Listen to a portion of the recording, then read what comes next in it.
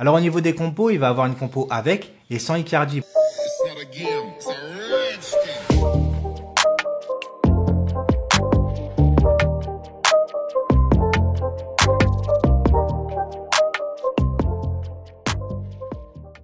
Salut tout le monde, j'espère que vous allez tous très bien. Je pense que vous êtes tous comme moi aujourd'hui. Voilà, à être pressé d'être mardi contre Leipzig. En plus, on est deux clubs français en demi-finale de la Ligue des Champions. C'est historique. Si le Paris Saint-Germain passe mardi, c'est aussi encore historique pour nous parce que ça sera notre première finale de la Ligue des Champions qu'il ne faut pas perdre. Attention, mais perdre en finale, c'est encore pire que perdre en demi-finale. Mais ça, bien évidemment, c'est que mon avis parce que quand tu perds en finale, il y a que de la tristesse. Alors, j'avais fait 2 sondages la dernière fois sur ma chaîne YouTube dans l'onglet communauté. Alors, pour le premier sondage, j'avais demandé si vous êtes plutôt Leipzig ou l'Atlético Madrid avant le match. Vous m'avez répondu à 67% que vous préférez tirer Leipzig. Mais bizarrement, après le match, il y a des votants qui ont voté Leipzig, qui sont venus me voir en privé sur mes réseaux sociaux, Snap, Insta et tout, comme quoi que ils regrettaient peut-être Leipzig parce que ça joue mieux au football. On va y revenir, mais pour moi, Leipzig, c'est mieux pour le Paris Saint-Germain par rapport que justement, ça joue au football. Ensuite, je vous ai demandé en sondage par rapport à Leipzig si vous pensez qu'elle était plus forte que l'Atalanta, moins forte que l'Atalanta ou équivalent à l'Atalanta.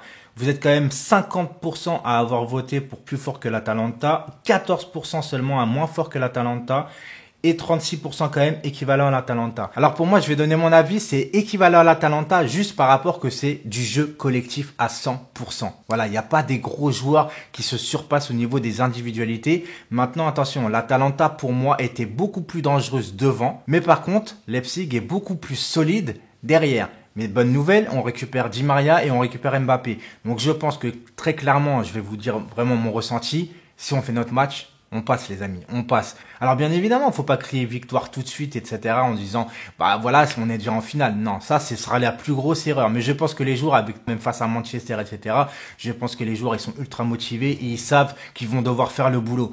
Et ils savent aussi qu'ils vont devoir faire un match beaucoup plus abouti que face à l'Atalanta. Parce que, on va pas se le cacher non plus, face à l'Atalanta, à 3 minutes près, on les désingue complètement parce qu'on n'a pas fait pour moi le match qu'il fallait. Il y avait Neymar, on va reparler vite fait de Neymar, mais Neymar, il a été exceptionnel. Bon, c'est vrai qu'il n'a pas été efficace, mais franchement, avant l'entrée de Mbappé, sans Neymar, il n'y avait rien dans le club. Mais ça, c'est normal parce qu'il y avait un milieu de terrain, les amis. C'est difficile parce qu'au milieu de terrain, quand tu mets des milieux de terrain à vocation défensive et que de ça, forcément, tu as du mal à trouver un milieu de terrain qui arrive à faire des transitions devant, à alimenter les attaquants. Pourquoi c'est mieux Leipzig pour le Paris Saint-Germain? Parce que forcément, quand tu rencontres une équipe qui joue au ballon, alors bien évidemment, tu es mis plus en danger, mais tu mets aussi plus en danger ton adversaire parce qu'avec les joueurs qu'on a, on a besoin d'une équipe qui joue parce qu'avec Mbappé, Neymar, etc., même Di Maria, ça va très très vite devant, alors que l'Atlético Madrid, ça aurait été chiant à jouer, il n'y aurait pas eu d'espace. En plus, pour parler vite fait, est-ce que c'est l'année pour le Paris Saint-Germain? Ça fait 25 ans qu'on n'a pas été en demi-finale, donc forcément, tu y crois plus. En plus, tu te dis que dans le dernier carré, tu as plus CR7 et Messi. Il y a tout qui concorde pour le faire. Alors attention, déjà, faut passer Leipzig et après, c'est soit tu rencontres le Bayern de Munich qui est fort probable, mais maintenant, attention, on a vu que Lyon a fait la surprise aussi face à Manchester City.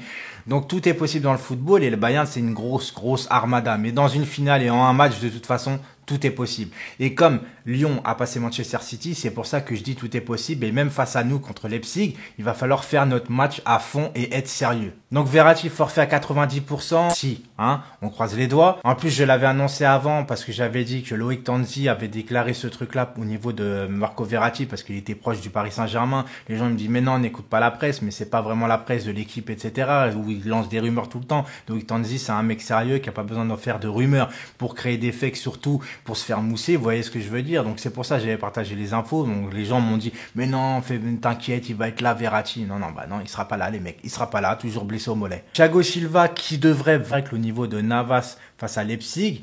Mais bon, il y a eu quand même l'arrivée d'Innocent. Alors d'Innocent ou Innocente, je sais même pas comment on dit ce blaze-là, qui est arrivé au Portugal pour rejoindre le groupe du Paris Saint-Germain. Donc vraisemblablement, quand tu fais venir un gardien, c'est que tu as quand même la possibilité qu'il soit pas présent. Alors au niveau des compos, il va avoir une compo avec et sans Icardi. Pour le problème d'Icardi, je vous invite à rejoindre cette vidéo si vous l'avez pas vue. Alors Icardi, au poste de gardien de but pour s'amuser à l'entraînement et faire ce genre de plongeon. Tu vois ce que je veux dire? Parce que si tu te blesses à ce moment-là, on s'appelle pas le Poix Saint-Germain, mais plutôt le Pecno Saint-Germain. À un moment donné, il faut rester sérieux quand même. Donc au but, pour le moment, on va dire Navas parce qu'on sait pas s'il est titulaire ou non. Donc de toute façon, c'est soit Navas ou Rick. Par rapport à sa longue absence sur les terrains, il a tenu son rang. Alors Kerrer à droite, c'est pareil, c'est indiscutable parce qu'au niveau défensif, il est solide. Après, c'est vrai qu'au niveau de la apport offensif, bah, on perd un peu, mais bon, après, faut faire avec. Alors, Thiago Silva tiendra son rang en défense, sauf blessure, parce que Tourelle, il l'a pas fait prolonger 2 mois, alors que c'est son capitaine. Vous voyez ce que je veux dire? De toute façon, Thiago Silva, on le verra jusqu'au bout. Après, défenseur central, alors Kipembe a fait un très bon match contre l'Atalanta, pour moi.